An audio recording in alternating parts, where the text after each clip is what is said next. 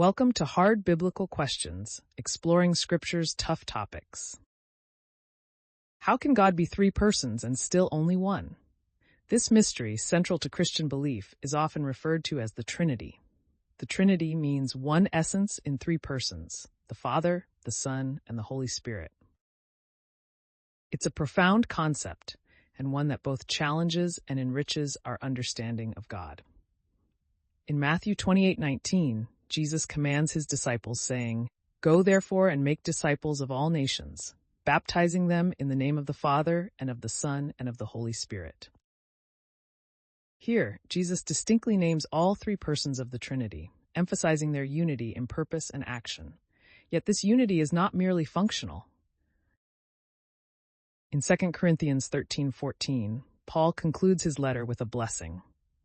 "The grace of the Lord Jesus Christ, and the love of God, and the fellowship of the Holy Spirit be with you all." This passage showcases the distinct roles each person of the Trinity plays in our spiritual life, reflecting grace, love, and fellowship, working harmoniously as one. Deuteronomy 6:4 declares, "Hear, O Israel, the Lord our God, the Lord is one." This scripture reinforces the monotheistic essence of God, a singular divine being, not three separate gods. Understanding the Trinity involves transcending our limited human reasoning. God's nature as one essence in three persons challenges our perceptions, yet invites a deeper intimacy with a God who is vastly complex, yet profoundly steadfast.